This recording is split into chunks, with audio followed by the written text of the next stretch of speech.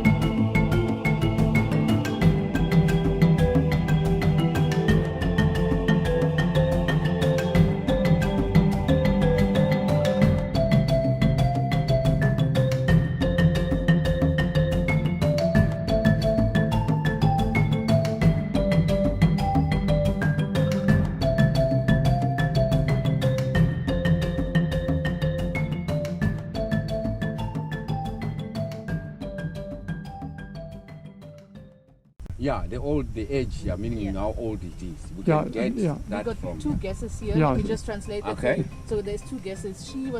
Martina was trying to say if the dropping itself is big, It's big. then the elephant is probably also bigger.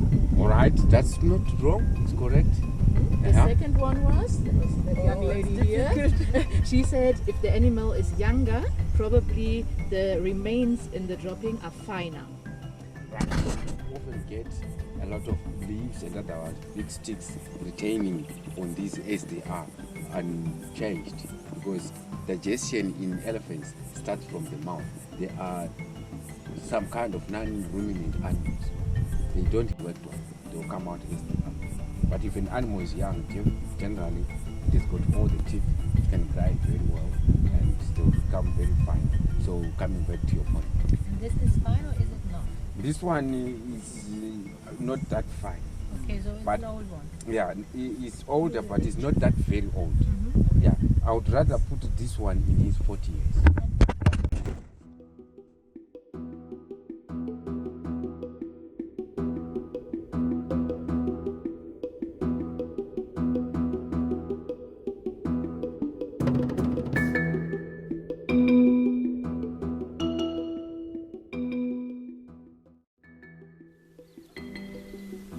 I think something very fascinating also with all our wildlife.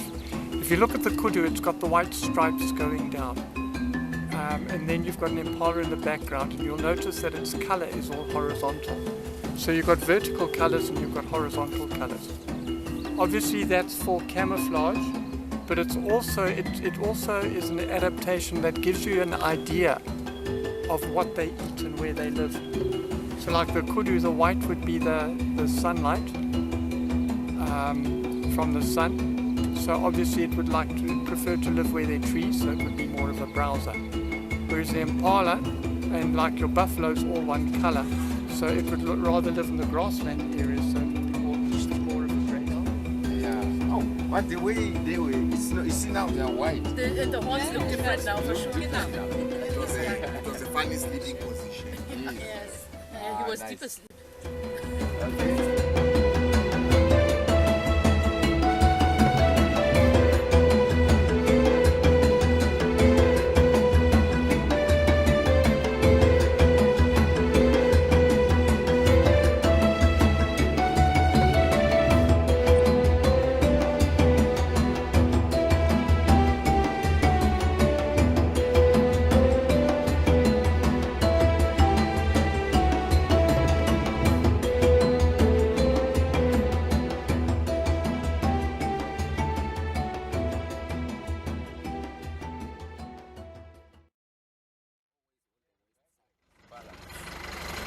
talk about the malefics. You see, the animal coloration, as we see as humans, from human perspective, it's just decorations, isn't it? But it really suits their lifestyle in the bush. These black lines and that are at the back, if you look at them, they actually form an M. Some people call those McDonald's. Yeah, of the bush. But if you have to go now into the real science of what really does those black lines serve to these animals, obviously they would use that. When they run away, they flash the white tail, which means that is what they use to indicate the direction where they are going. But the other one is more on the defense against ticks. You see, ticks, they are parasites that sucks blood from these animals. But where they locate themselves, they also don't like to locate themselves where they can also have this stress from the heat, and they need hidden areas, like in the armpits, under the ears, everywhere. So these lines seems to save these animals, that the ticks, they want to line up on those black lines because it looks like area that can hide something, that black line. So they go and line themselves on those lines. And that is an easier area which impalas can remove them. They can use their horns, they actually turn their neck and scratch that area with the horns, or even with their teeth. They can even remove them.